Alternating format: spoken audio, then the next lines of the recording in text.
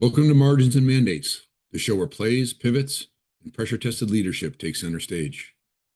I'm your host, Jeff Lortz, former operator, advisor, and founder of Agile Operator. In this episode, I was joined by Jeff Nulsen. Jeff is a seasoned marketing leader with deep expertise driving growth, brand, and go-to-market strategy in B2B SaaS.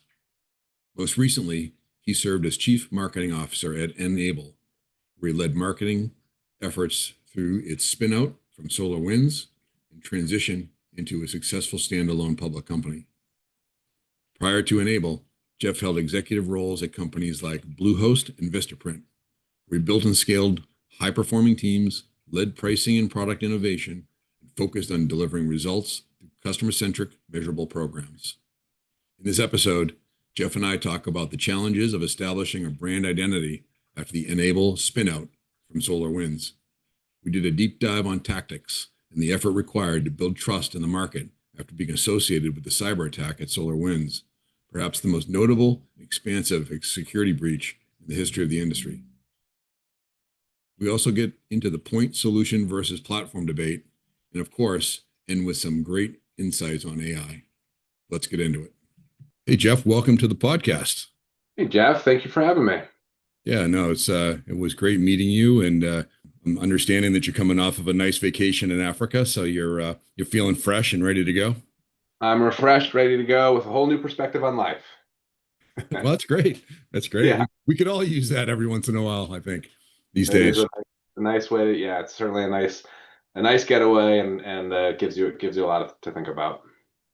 So, so when we spoke, you told me about your journey at Enable, right? And it's over and just the company itself had an extraordinary journey from its founding all the way through today, and then you sort of joined, in the middle of that. Can you just walk us through, the company's journey and kind of where you got inserted, in that? Sure, yeah. So Enable is a little over 20-year-old company that's made up of a number of acquisitions over the years, but started off in the RMM space, the remote monitoring and management space, targeting IT professionals, managed service providers. Over time, built that offering to include data protection, the product that we now call Cove, and most recently made the purchase of a company called Adlumin, who's got a managed detection and response product, a cybersecurity product, and a number of other products that surrounded those, all pointed at managed service providers and mid-market IT professionals to help them manage, protect, and back up and recover all of their data. So you can imagine folks in 1,000-person company needing the software just as much as 5 to 10 people, managed service providers who are then going off and serving small businesses who can't afford to hire their own IT department or their own cybersecurity department. So That's kind of the base. Go you ahead. sold exclusively to MSPs. You didn't have anything out, We anything we direct to sell consumer. it's 90% MSPs Okay. and percent or so into that mid market, but the mid market's growing. Yep. It's certainly a big opportunity. And look, the journey has been incredible. It's publicly held company. I joined in May of 2021, 2 months before we spun off from a company called SolarWinds. And Enable had been known as SolarWinds MSP. It was the MSP division of SolarWinds leading up until that spin. In July of 21, we became an independently public company, closely held by a couple private equity backers, but public. And that was a very significant shift for the company. As you can imagine, a lot of new people, a lot of new technology, a lot of new process that was injected into the business, and an entirely new leadership team that came along with that. And so I was part of that evolution. We went from 300 million ish at the time to about 500 million now. So it's been quite a journey. Well, and then how long was it owned just by SolarWinds? That was I think it's 5 or 6 years. 5 or 6 years. And what was the growth like during those years?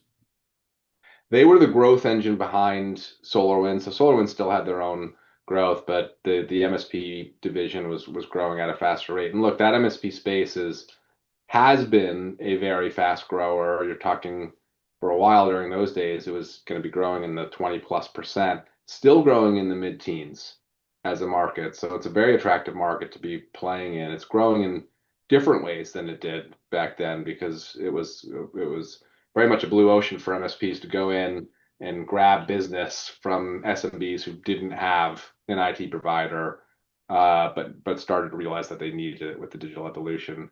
Now, most of them have an IT provider, and it's more of a red ocean where MSPs are going in and offering security services or other services that go above and beyond compliance, security, sometimes AI related services that allow them to steal business. Okay. So you joined just as the spinoff was occurring or had closed, etc. I got to go to the New York Stock Exchange and Okay. see our CEO break the gavel, actually, which was a pretty fun and funny experience. I was 2 months in at that time, so I felt slightly awkward standing on the podium and being there for the big event, but it was quite exciting at the same time. And then from there, there was a major change in the leadership team, or were you just sort of added in? Yeah, because we spun, it was really almost an entirely new leadership team. Mm. There were a couple people that were coming over from SolarWinds, and then there was a good mix of it, but had slightly different roles at SolarWinds, and there was a good mix of external folks to get outside of our four walls and give us some perspective, and mostly looking at folks who had been at scale, right? The Mm. next phase of the evolution was to get to that 500 million. We were looking for folks who had had that type of scale experience. And the brand was stayed alive completely during the SolarWinds years. So you weren't really introducing anything new to the market.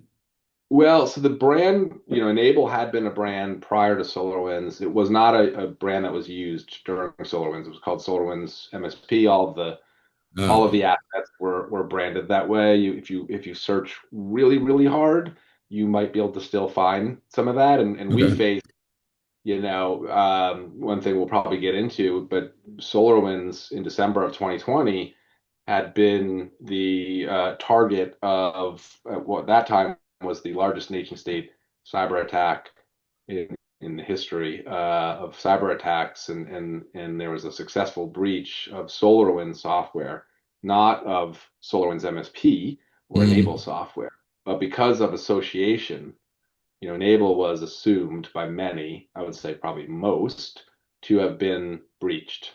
And there was a lot of fear and doubt and uncertainty in the market around the Enable products. And most people, we learned this very quickly through virtual events and many interactions with customers and prospects. Most people believed that Enable spun out because of the breach, when in Mm. fact the spin was decided probably 5 or 6 months before the Okay. breach. But that was a major challenge for us to, convince the market that Enable was in fact a secure company, had not been breached. In fact, that I would suggest that a lot of our positioning was because we sat next to this company who just experienced the biggest cyber attack in the history of cyber attack. We got to see what that was like, Hmm. and it was so impactful to have the FBI in your office for a couple of months to see what it meant for product teams and engineers to have to investigate the level of depth into the product that they needed to do, because we witnessed that firsthand, because we looked so closely at our own software at that moment. We really, during the spin, prioritized above all else. We prioritized ensuring that our products and our infrastructure was secure. Mm. And that was a story that we told many, many times over and over again to the market to help them realize that we took this very seriously. We created a security center on the website, and as much as we could, because this was also during the pandemic, through virtual events and through all of our ways that we can reach folks via marketing, we got that story into the hands of prospects and customers. And it took a while for them to really lean in and believe, but over time they did, and we started to see growth return, and it returned significantly. But it took a year or so for them Interesting. to really lean in. So a lot of your work then, I mean, it's kind of interesting because you weren't yet, there was a number of years where the Enable brand was put to the side, right? It wasn't creating any kind of, equity, I guess, right? It was As under SolarWinds. zero. That's right. Um, and then, after the spinoff, Enable gets reintroduced, but has sort of a little bit of the taint, right, of the SolarWinds, security breach. So you're sort of straddling both of those things, trying to create a new, fresh brand that doesn't have that sort of enigma, attached to it anymore. Um, Right. Yeah, yeah, and it was a fun challenge to try to overcome, and again, ultimately we were successful in that. It was everything from visual identity and trying to separate ourselves through our visual identity and our tone and our certainly our messaging, which had a lot to do with security, but certainly wasn't only focused on security. mhm, And it had a lot to do with making sure that we were spending in the right parts of the funnel to reach the right customer, or even spending quite a bit of time stepping back and ensuring that we understood who our ICP, our ideal customer profile, was, and writing that down and educating the entirety of our go-to-market teams and certainly product teams as well, but go-to-market to ensure that whether it's outbound through SDRs or any of the marketing that we're doing, that we are putting the focus on the folks that are going to matter most to us and that we're understanding what their needs are. Uh, so big efforts and investments in content generation and education. We created quite a few new resources, branded some of those, which have turned out to be really successful in terms of creating community. mhm. As of course, when we got back into in-market events, we leaned in very heavily there as well. And I think that probably was one of the more impactful things that we were able to do to change the narrative on Enable, particularly as it relates to, hey, I thought that you were still SolarWinds. I thought that you were breached by Solar, just like SolarWinds was. Didn't realize you had these other products. That narrative at events is one through main stage and through breakout sessions Mm. and booths and through cocktails at the bar late at night, people working very, very, very hard around the clock. That narrative changed. And again, the growth started to come, which was very exciting. So you attribute most of the positive brand identity to in-person events then, which I think that was the most meaningful moment of pivot mm, for the brand.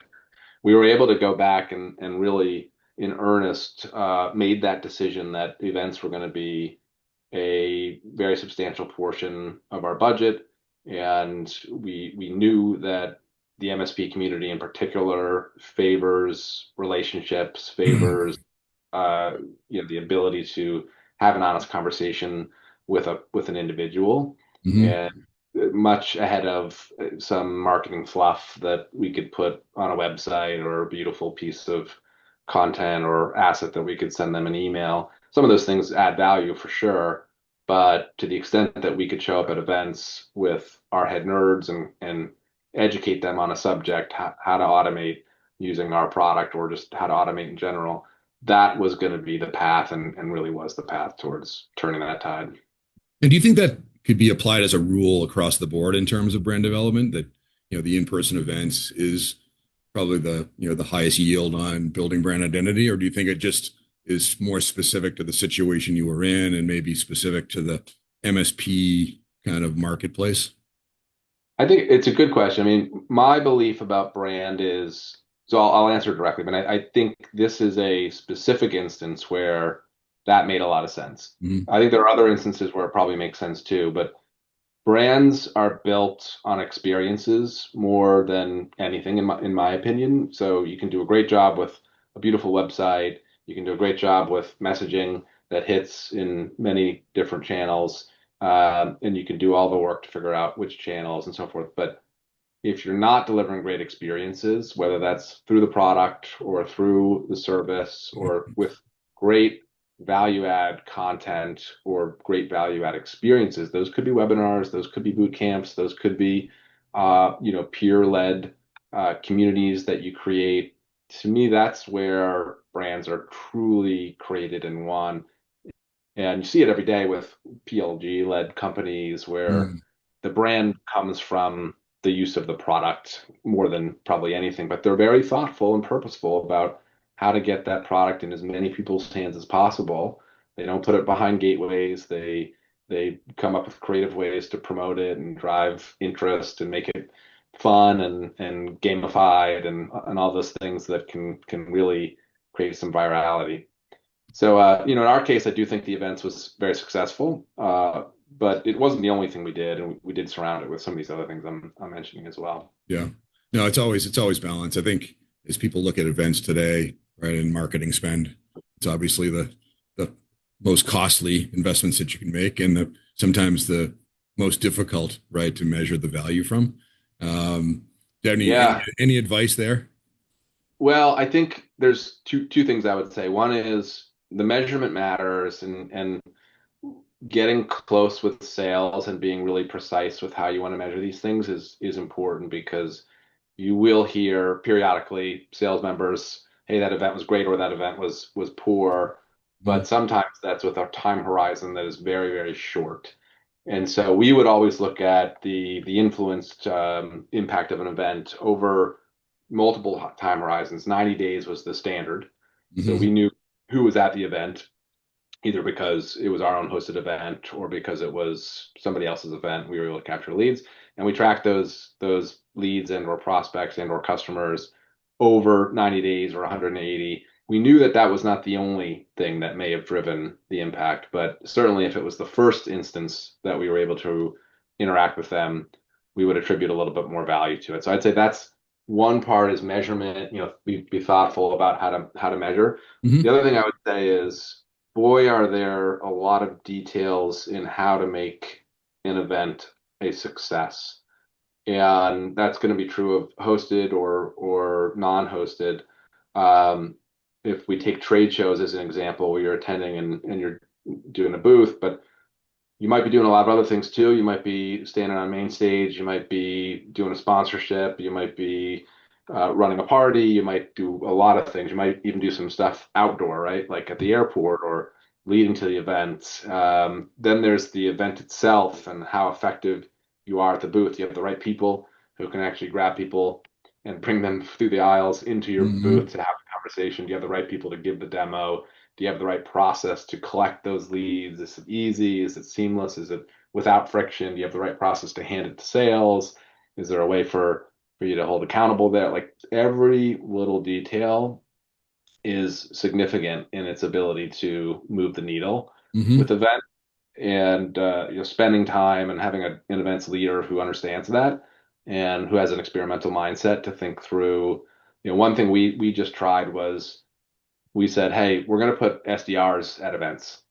Why? Because, well, two reasons really. One, that their main goal and how they get paid is by creating opportunities.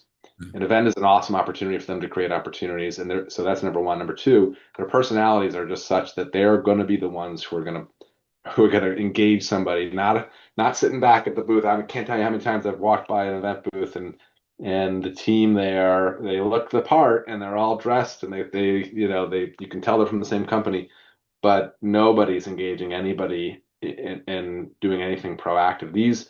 And we've done it now 3 times, great success. The Yeah. SDRs were tremendous at pulling. Now, they're probably not the ones to give the demo. So you got to have a sales engineer or somebody else who can deliver the demo, but they're going to get somebody engaged and they're going to follow through with them to get that meeting because that's how they get paid. Um, but there's 20 or 30 or 40 different aspects of making that event work really, really well. Yeah. Yeah. No, that's great. That's great advice. I mean, it's if you're going to put down the money, right, to attend the event Yeah, and be there, you better make sure you're doing all you can to make it worthwhile. exactly. And I think depending on your phase, so we're in a big pivot towards this cybersecurity, trying to claim cybersecurity as a category and Mhm. really enable around cybersecurity. Our mantra now, again, thinking about this next big brand evolution, our mantra when it comes to events is we really don't want to go to these events unless we can have what I'll just say, some significant impact beyond the booth. The main stage probably being the most impactful opportunity, but it could also be the sponsorship of a party, or it could be, something more creative within the facility. we don't want to show up and just have a booth like everybody else because we're in the midst of such a large change. We've got Mm. to go a little bit bigger and a little bit more differentiated, and hopefully resulting in folks taking notice of us to a greater extent. And of course, we're always trying to lead with value as opposed to a selling pitch. Yep. Uh, Yep. we come with content every time, meaningful content that's going to help the audience do something better. So you mentioned positioning in cybersecurity as a specific initiative that's, maybe you're in the midst of now. Yeah. Um, what was the evolution of your positioning from, the time you were spun off until, I know you made an acquisition, which, sort of changed the portfolio a little bit. It allowed you to expand a bit, right, from a market perspective. How did you think about that positioning to kind of leverage yourself into a market that you could grow in? Yeah, it's a good question. So when I joined, Enable was really known as a RMM company, and that is a good space. It's a good market. It's still a growing market, but it's not nearly as large as two other markets that we were either playing in or close to. Data protection was more than twice as large as the RMM market and growing at a faster rate.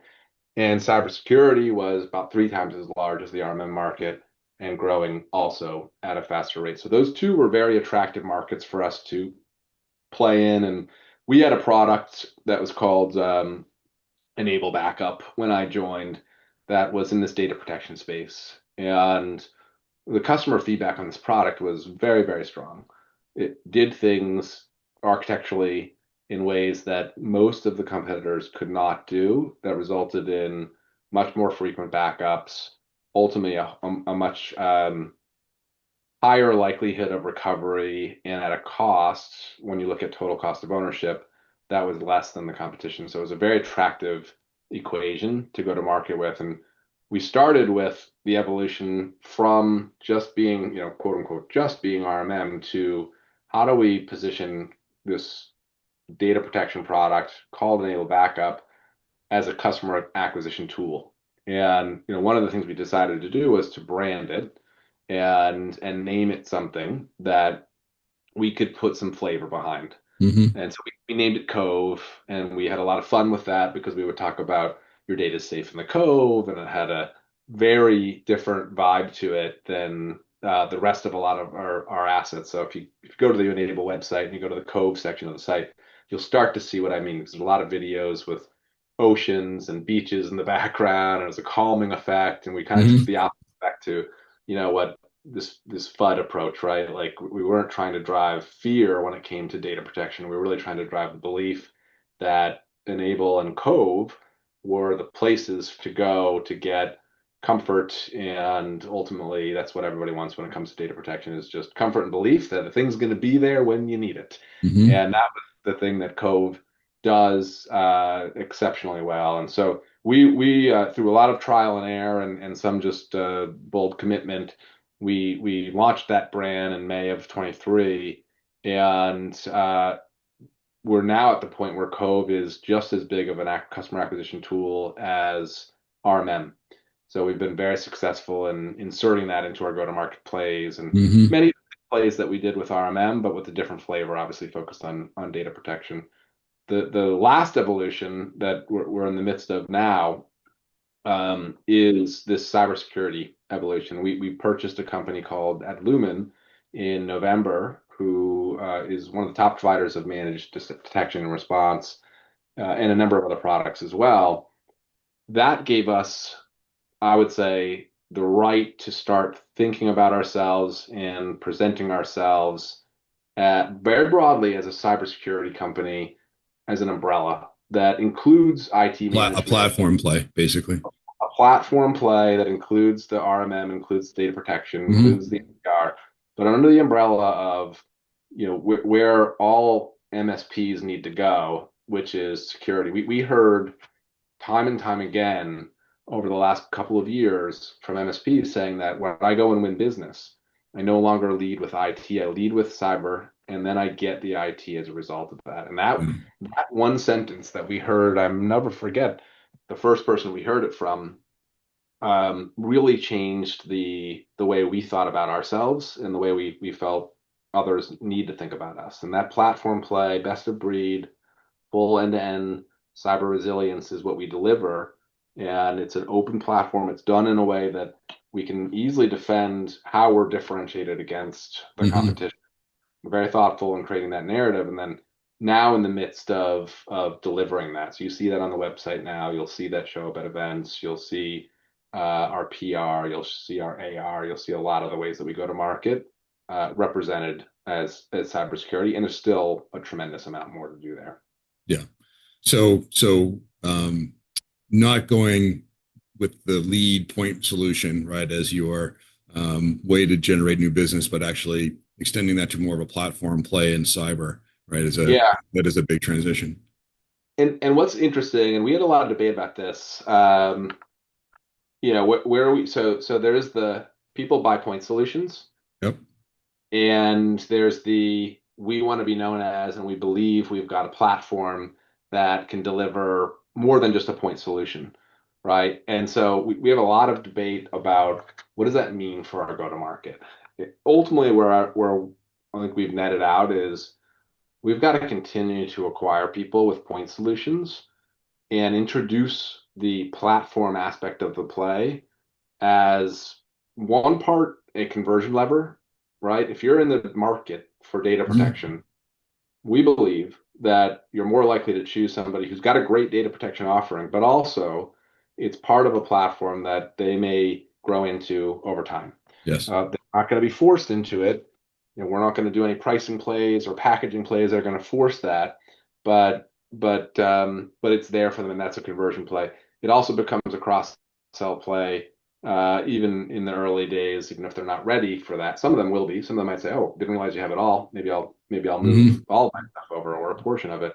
But it starts to plant that seed so that they understand it and get educated on it, and hopefully build belief in it, not just because we're saying it, but more likely because our customers and our advocates and influencers in the market Yeah. are saying. So it's I would say an ongoing debate of how much of our go to market will include a platform story and where in the funnel, where in the journey does it fit. My belief and where we're going with to start at least is that it really fits once you've generated some interest, and that interest is probably coming from a point solution or a problem you're solving for Yeah. them. Yep. You start to insert this platform story, but it's not the primary thing. It's going to be in the sales deck, but you're really going to spend 95% of the time talking about the problem they have Yeah. and your ability to solve that. Yep. But over time, you start to infuse it more and more into the conversation, into all aspects of the go-to-market. Yeah. No, it's interesting. It's more of a competitive differentiator than it is a Yeah, way to sort of lead the messaging. Makes right. sense. Yeah. You see folks like CrowdStrike and even Arctic Wolf and SentinelOne leading with a platform story. And so it's not that it can't be done. It's not that there aren't proof points for that. Our belief is it's still much more likely to be a point solution kind of problem and thought that occurs in the mind of the prospect first, and then we got to evolve them to that. I can Yeah. imagine over time, though, as we grow and as we drive more awareness for the brand, that we could take a position like the CrowdStrike does with Falcon um, at some point in the future.